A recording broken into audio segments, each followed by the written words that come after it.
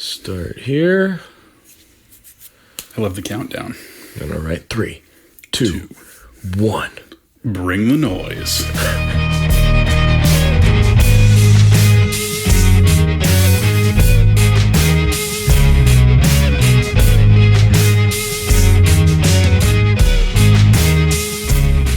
What's going on, guys? Welcome back to the Big Freakin Health Coach Podcast. I'm Big Freakin Neil, and I'm joined, of course, as always, by my good friend, Health Coach Kane. That's me. What's going on, man? You know, I'm good. Yeah? I'm real good, man. Yeah. Things are good. It's nice to be back in the gym a little bit. It is nice. That's been fantastic. Mm-hmm. It's super nice here in Seattle for once in our lives. This is, the 2 weeks a year that we get to be getting vitamin D from not a pill. Exactly. Got to take it when we can get it. How are you doing, man? I'm doing well, man. This past week was the closest to normal I felt as far as my strength goes. It's good. Not normal, but a little closer to normal than... It's inching in the right direction. It is getting there. You're moving the needle. I deadlifted on Monday, and it felt almost good. Almost good. I still feel wrecked today, but it felt almost good at the time. So that's an improvement. Sounds about right. How about your training, man? It's moving along. Nice. It's fine. Nothing hurts. I like that. Nice. That's always a good baseline. A little soreness. I mean, I don't compete in powerlifting the way that you do, so my training has a much longer timeline on it. I'm much more focused on just not screwing up my already janky shoulders and things like that. Sure. And I don't move nearly the weight that you do, so I have the wonderful luxury of focusing on recovery and being proud of that. Nice. How do I do that? Want to just trade? Dude, honestly, if we traded training programs for 3 weeks just to see what it was like, I think that would be super fun. That would be I would love that. That'd be a pretty fun challenge. You might get bored. I would probably have way better shoulder mobility than I've ever had in my life. Yeah, that's probably true. And your bench would double. Yeah. If not triple. If not triple. Yeah, man, let's try it. We should do that. That would be a fun experiment. That would be fun. We should trade caloric intakes as well. Oh, shit. I would gain a lot of weight very quickly. I'd have to get all of that from protein, and I would just be slogging through chicken all day. I would just be... Which, actually sounds kind of great. I'm not going to lie. It doesn't suck. It doesn't always suck. I mean, I'm a pretty big carnivore to begin with. Mm-hmm. If I have a choice between veggies and meat, I will instantly gravitate to the meat every single time. Oh, yeah. Sorry, vegans. That's just how I am. It's just how it is. It's not personal. There are no vegetables that taste like a steak. So, dude, if there were, oh my God, I'd go vegetarian. I'd do it. I'd just be it tastes like steak. In a heartbeat. Still get my protein from it. Bonus. Yeah. If it had the amino acid profile and flavor profile of steak, absolutely. I'd never eat anything else. That's just all I would eat for the rest of my life. Yeah. Absolutely. So, what are we talking about today, man? Dude, it's a super fun Q&A episode. Yeah. We started with a little personal stuff, so kind of easing our way into it. Right. But if I understand correctly, Big Neil here asked for questions and got a ton of them from you guys. So we are going to power through a bunch of these questions and see how many we can cover in one podcast episode. I figure this will be a good way to let people get to know us a little better. Some of these questions are specific fitness related questions. Some of them are more general, about our personal preferences on things. So yeah, I think it'll be a fun kind of intro into the lives of Big Freakin Neil and Health Coach Kane. Yeah. Let's dive right in. Are we people? I mean, I think we're mainly just, Have we just become a brand? Do we still get to have an identity? I think we're primarily trainers, but maybe people too. I'll take it. Yeah, I'll take it. Works for me. Save a little humanity. I like it. All right, guys. Up first, what is your favorite cheat meal? Bacon cheeseburger. That was a really fast answer. Hands down, every single time. Now, for real though, if that's a food that I could eat for every meal and not die of a horrible heart attack, I would absolutely do it. Yeah. It is my favorite thing in the world. Yeah. Every birthday, that's what I get. Nice. Like holidays, people are like, let's have a turkey on Thanksgiving. I'm like, that's good. But you're like, instead of a 10-pound turkey, how about 10 pounds of bacon cheeseburgers? What if we barbecued in November? Wouldn't that be? Oh man. Okay, for me, I'm gonna have to go pizza as basic fitness chick as that is. I'm gonna have to go pizza. You have your pizza and your pumpkin spice latte. Specifically, have you heard of a place called BJ's? I have not. There's one in Redmond. There's one somewhere else. But they make the best like deep dish Chicago style pizza that I've had, and I've never been to Chicago, so it might be garbage, but I like it a lot. Super doughy, super thick crust. I hate the pizza that is like thin crust is okay as long as it's like wood fire pizza. Yeah. And you get a little bit crispy on top, but still kind of doughy. When it's like crunchy on the bottom, thin crust pizza. I never want to be able to just pick up a piece of pizza like this and have it maintain shape. Yeah. It needs to droop. If it doesn't droop, then it needs to warrant the fold technique. Yeah. You know what I mean? In order to stay rigid. So, dude, then maybe rather than Chicago style, you should start moving towards New York style, where it's just a big, flat, floppy thing. You have to fold it, or you will never make it to your mouth. Okay. Like, I think I could get down with that. Probably pretty similar to the wood fire style, I'm guessing. Okay. Yeah. Okay. I'm open for suggestions, guys, of good New York style pizza. Yeah. That is very welcome. Or pizza in general. That's a close second for me too, I guess. Nice. It's hard not to like pizza. It's hard not to like pizza. This next question, I believe, is for me specifically. Feel free to weigh in here, though, too, buddy. Do the gray hairs in your ginger beard make you stronger? I can neither confirm nor deny. I can deny that I have a ginger beard because it's brown. It's not ginger. I don't know, man. I've seen the sun hit it from a certain angle. No, it's brown. It's brown. It's brown. It's just brown. It's an optical illusion. It does have gray hairs, though, and I don't know if they make me stronger. Maybe. I would say all evidence in support. As you've gotten more gray hairs, you have gotten stronger. That's true. There might be a correlation there. I've never tried removing my gray hairs, and now I'm kind of scared to, because what if that is the source of my strength? Yeah. You know? You're like Samson. I'm like Samson. Yeah. Which is awesome all by itself. Which, I'll take it. I do sometimes wonder if my beard as a whole is the source of my strength. Like if I were clean shaven, would I just instantly lose 20% on all my lifts? Yes. I think it's a real possibility. Yeah. There's got to be science for that somewhere. We'll start doing research. All right, we'll start digging around. What is your most embarrassing moment at the gym? This is hard because I'm not generally an easily embarrassed person. I tend to be, which may not be super apparent on this podcast so far, but I tend to be kind of a giant goofball and a total dork.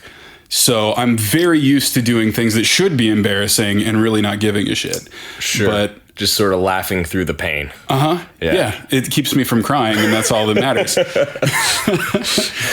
But, okay, there was a time when we were training at Gold's where I had not slept well or eaten well, and a list of other excuses that I can make. But I was a well-known trainer there, and I got pinned on the bench press by a bar and was slowly choking to death while a member had to come save me. I was legitimately worried for my credibility as a trainer in that moment, because it's not like it was dead in there. Like someone was over there pretty quickly. Yeah. It was a very crowded gym floor, and I felt like an idiot. Dude, there is nothing more demoralizing than missing a bench press. Because, like, if you miss a deadlift, it sucks, but, you know, it basically just doesn't move. No big deal. You just People walk can away. barely tell that you did anything. Yeah, exactly. They're like, well, maybe he was doing like a partial rep thing. Like, you don't know. Like it doesn't come off the floor and they're like, oh, he's just not ready to do it yet. Exactly. The squat, also pretty demoralizing, but you can bail out of it and, pop right up. It's loud and Yeah. it looks way cooler. Yeah. Because like you should have the safety rails up. Right. Okay, if you squat without the safety rails by yourself, you're asking for trouble. Yeah, But for sure. when you like clang it onto those rails and then you just stand up like, oh, you know what? That was just a little too much. Exactly. It's like somehow you maintain composure. Yeah. Doing that. But with the bench press, you are literally stuck at the mercy and Making maybe sputtering sounds. And maybe really hurt. Like, like it could happen. like your third rib is crushed and poking you in the lung. And Yeah. I've definitely had one or two experiences too. The most embarrassing moment for me, I have to say, so my now wife, I met at Gold's Gym. She was a member. And the first time we really ever spent any substantial amount of time together was the day of our first date. Before our first date, we worked out together. Okay. I figure good way to break the ice. My most comfortable zone is working out. So I'll really be able to turn on the charm and win her over before we even go on this date. solid planning. Plus, she'll be able to watch me lift some heavy things, which never hurts. That can only work in your favor. It can only work in my favor. We were squatting at the time, and mid squat, and this has happened to me off and on, my nose just exploded with so much blood to where by the time I had racked the weight, it was already running down my face. It was in my beard. I was just like, I'll be right back, and didn't really acknowledge it beyond that, and went off. And I think I just grabbed like the wet like Lysol wipes from the canister because it was the closest thing. There were no tissues. Yeah. And I couldn't make it all the way to the locker room because I'm actively like dripping gushing blood out of your face. Yeah. So I just rubbed my nose with Lysol. Felt great. Felt really great on an open wound. Yeah. And then sterilized it. That's true. I was just trying to avoid an infection. And once the bleeding stopped, then I just went back and continued working out like nothing happened and never acknowledged it and never talked about it. So, yeah. I mean, we're married, so it has a happy ending. Yeah. Seems to have worked out really well for you. I think I was able to recover from it. But yeah, still kind of an embarrassing moment. For sure. Nice. Okay, moving right along. Next up, what is your biggest pet peeve about the gym? Oh, that's a tough one. I have a lot of pet peeves, just in general. Yeah. I think mine all boil down to like basic gym etiquette things. Yeah. Do not take all of the dumbbells between 5 and 30 pounds for your stupid little dumbbell circuit when there's a full gym of people. That will make me livid very quickly. Yeah. Oh man. If you're in a squat rack doing an exercise you do not need a squat rack for. Yeah. Move. Just like things like that. If people doing selfish things at inopportune times when you could accomplish the same things. And the thing is, it's because you could accomplish the same training effect in a less selfish way. Yes. It would be very easy to take your curl bar out of the squat rack and continue exactly what you were doing in the squat rack. Really, literally any other place in the gym. You could, instead of doing 7 exercises in your circuit that all need different weights, you could change the reps so you could use the same set of dumbbells for all of them. You could not do a 7 exercise circuit. You could pick a time of day where people aren't trying to get all of those. True.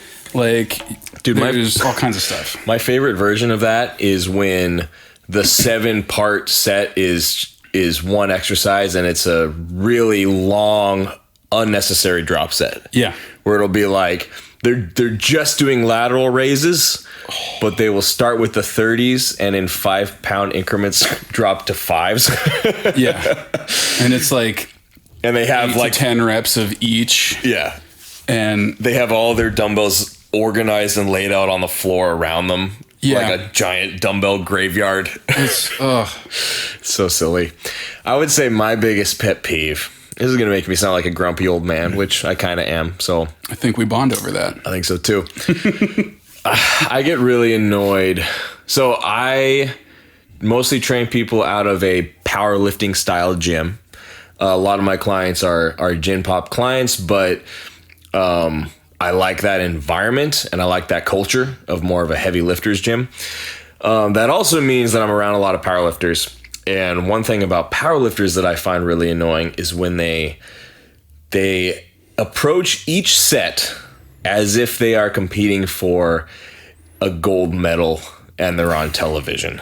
And they take it so serious, and like they don't even necessarily have to be like loud and obnoxious, but just like how dramatic powerlifters get preceding like a deadlift, any of the power lifts, they make a big production out of it. And a lot of times nowadays powerlifters are training, nowhere near maximum intensity anyway. So they'll put on this big dramatic show leading up to their set, and they do their set and it wasn't even that hard for them. I don't know. The whole thing is just silly to me. Like the intensity of the setup and like, is there like, tell me more about this. Is it like the setup? Is it the way that they focus? Do they like do that thing where they like hit themselves in the quads a lot? Like, cause I've seen that before too. And I'm just like, dude, you're going to do a third warm-up set right now. Like you can take it down a notch and like focus. Yeah. That's the biggest thing is I know as a powerlifter myself, and everyone's different, I get it, but for me, if I just chill out and actually focus on cues and spend less energy on all of these over-the-top dramatic antics leading up to my set, I have a way better set. Yeah. As a result, getting hyped doesn't really help you that much. Not really. And there's like two different types of getting hyped. Like I psych myself up for a set, but that is all an internal process. Yeah. It's not a big production so that everybody in the gym turns around and looks at me to watch me do my set. And let me specify, that is the caveat that really annoys me, is when it is intended to just draw attention. Yeah. If you have a setup and it helps you get in the zone and it's just for you, that's fine. Do your thing. Doesn't bother me. Do your thing. It's like your ritual. Get your lift. Exactly. I'm sure I do really annoying things. No, you're actually really quiet right before. Yeah. Like it's like the most like respectful setup for like the space. Neil just gets like, he'll get his wraps on and he'll like tighten them up a little bit and he just gets quiet. And then like you see his eyes kind of sink just a little bit because he's in his own head now. Yep. And then he just does his thing. And when he's done, he does this face where he like makes kind of a content frown, and then he nods his head a few times and he's like, doing pretty well. Yeah. I felt pretty good. That's very accurate. Yeah, and then he's moving on to the next thing. Spot on, yeah.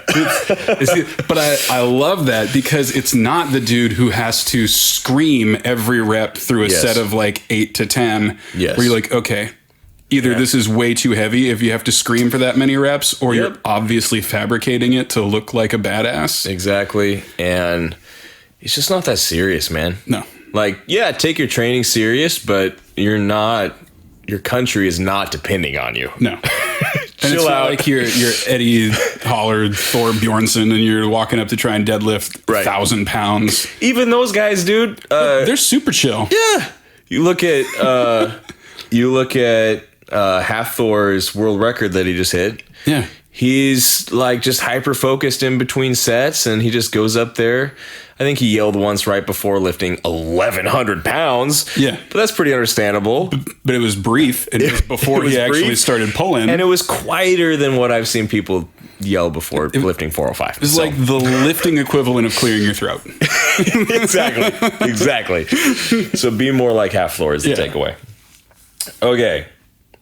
Biggest pet peeve. All right, moving on to, if you had to pick a sport outside of powerlifting, again, I believe specifically for me. It's definitely not for me. What do you think you would choose? Let's broaden this so we can both answer. Let's say if we weren't trainers, if we were professional athletes, I can't choose powerlifting, you can't choose baseball. Shit. What would our sport be? Tennis. Okay. Tell me why. Because it has a lot of carryover from the movement patterns of baseball. Okay. It's a good individual sport, which I prefer because I tend to be a little bit intense and I don't do well in team settings. Same. Whether it's because of my performance or somebody else has an off game, I hate it about myself, but I end up being kind of a douchebag about that. And like, I'm definitely the kid who used to rat on the errors that we would make at baseball practice so that we had to be punished with running. Yep.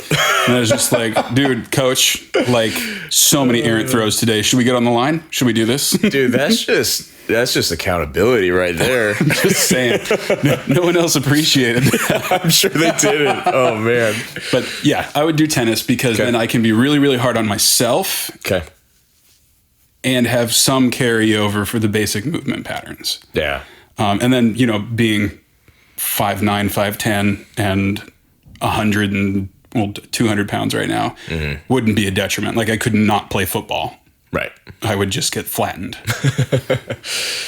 I'm going to go with some type of fighting.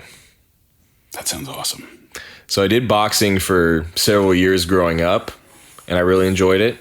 And I've always kind of had it in the back of my mind more recently that MMA looks super cool. So I wouldn't be an Olympic lifter. I just don't enjoy those lifts. I wouldn't be a bodybuilder because I didn't really enjoy that either. So, yeah. But you like to eat things? Yeah. Whole year? Yes, exactly. I like to eat things. As I already said, I do enjoy some deep dish pizza, which is not conducive to bodybuilding. It's not ideal. Not really. So, yeah. And then I could still train super heavy. I could still be big. I could do all the same lifts as a power lifter, and then some athletic training and just like a ton of sparring and a few MMA grappling stuff. You could do a bunch of Brazilian jiu-jitsu. I would probably need to do a lot more cardio than I do now. That's for sure. Oh, that's true. But I'm still going to go with fighting. MMA specifically. Yeah. Let's go with that. Cool. Okay, moving right along. I would definitely go to your fights. Thanks, buddy. Oh, hell yeah. Oh, I'll reserve you a seat. I immediately went to like, oh, I'm fighting in an arena. Yeah. Where there's a sign. Dude, if seating. that's not the dream, don't fight.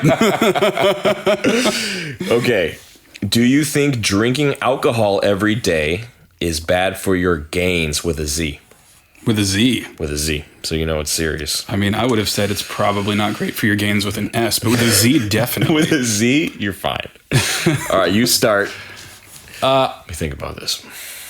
So first of all, alcohol is really broad, so I'm not going to try and address it from a caloric intake standpoint. Because obviously if you're a beer drinker, you're going to take in a lot more calories than if you're drinking like chilled vodka, like a Russian billionaire. So that being said, because alcohol can affect the quality of your sleep and the quality of your recovery, I think if you are drinking every day, over time, the cumulative effect of that slightly less recovery is going to start catching up with you. It also doesn't specify how much you're drinking every day, it just says daily. So like if it's you take half a shot or you have a glass of wine or something like that, some people, you're going to be just fine. Right. Binge drinking, I think, is defined as what, 2, 3 or more drinks in a sitting, something like that. Moderate drinking is defined as 2 daily for men, 1 daily for women. Yeah. Okay. Is moderate. Well, that's not even close to college numbers. No. So not even in the ballpark. But yeah, I mean, obviously that would be a huge detriment. Yeah. If you were drinking that much. But if I think you're having like a glass of wine with dinner, like 5, 6, 7 nights a week, you can probably get away with that. But you would do better if you didn't. Sure. Overall. I've actually done a fair amount of research on this because I really like whiskey. Nice. And I've searched long and hard for the answer I wanted. Yeah. Drink as much as you want. Exactly. Just lift heavy things. And it doesn't matter. So my biggest takeaway from my research is that all of the acute things people talk about, like, oh, your protein, it'll inhibit your protein synthesis, all the stuff like that is pretty negligible because it's a very, very small percentage that it's actually affecting you. And it's only for the duration that the alcohol is actively in your bloodstream. Yeah. So if your protein synthesis is somewhat marginally impacted for 2 hours a day, long term, your body's going to be able to account for that. Especially if it's like the end of your day. You're Right. probably drinking your drink at the end of the day. Hopefully, for the love of God, you're not waking up and just being not like, how you all start right, your day. pass me the jack. Let's do this. I mean, you've eaten most of your protein. You already worked out. You had your high protein synthesis portions of the So day. you've already done most of what you need to do like in the that heavy regard. lifting's over. Yeah. And you can afford a little bit less protein synthesis Yeah. between the hours of 8 and 10 p.m. Exactly. I think the biggest detriment is exactly what you said, is the effect that it has on your sleep. So even one drink will if you have it close enough to bedtime, will basically force you right into deep sleep and skip your REM sleep. Yeah. But again, it's only as long as the alcohol is active in your system. So let's say all you have is the one drink. You skip over your REM sleep in that first sleep cycle, but then by the time the alcohol leaves your system, you're going to end up in REM sleep over the course of the night. Your second circadian rhythm is going to be fine. And your ultimate impact on recovery will probably be pretty negligible. Mm-hmm. But again, that comes down to quantity. I think if you are consuming like 4 or 5 drinks every single night, that's going to hang out in your system for quite a while. Yeah. And that is going to have a pretty good, big impact on your sleep throughout the night, and ultimately your recovery. So much important stuff happens when you sleep. Oh God, yeah. So you've done more research into this than I have, because I don't really drink, like hardly ever. If you have one drink a night, how much do you think the cumulative effect on your recovery would be over missing just one cycle of your REM sleep? Yeah. Every single night. It's a good question. I think it would be a small impact because it's only happening as long as it's in your system. But I do think that it'd be a little bit of an impact. Yeah. Like So if you over a look long at timeline. a long of time period, if you look at a graph of your gains with a Z over the course of 12 weeks, and every single day during those 12 weeks you had one drink, you'd probably notice a difference than if you didn't have any. Yeah. Yeah. So like duration comes into effect pretty hard. Yes. Like that compound I think effect over months would be something. But if you if you're on vacation for this week, even if you're still working out in the morning on your vacation, you have a drink or two every night, you're good. Yes. Like a 7-day, 14-day even vacation, you're probably fine. Agreed. I agree with that 100%. Okay, cool. I mean, I've had on our honeymoon, not our honeymoon, but me and my wife. We haven't gone on ours yet. Still waiting on ours. Just waiting That for you one's to on me. I was supposed to really book everything. waiting for you to book it, man. Oh, it was going to be in March. Oh no! Good excuse. Well, we went to the Bahamas for a good, I think, 10 days, and they had a little gym inside the resort thing, and I would go there, work out every day, and drink every single night, and I felt like I was recovering fine. Granted, my workouts weren't very intense. No. But I was recovering There's fine. enough weight for you at those places. Yeah, exactly. I couldn't work out with much You got to do intensity. like sets of 30 or 40 on everything. Exactly. But then by the time I got home, I felt like I was exactly where I was when I left. Like nothing. It didn't have a long-term impact just from the 10-day period. Nice. So, yeah, I think that it depends a lot on quantity and also duration. If you're exercising moderation, just generally speaking, the impact will be minimal. Cool.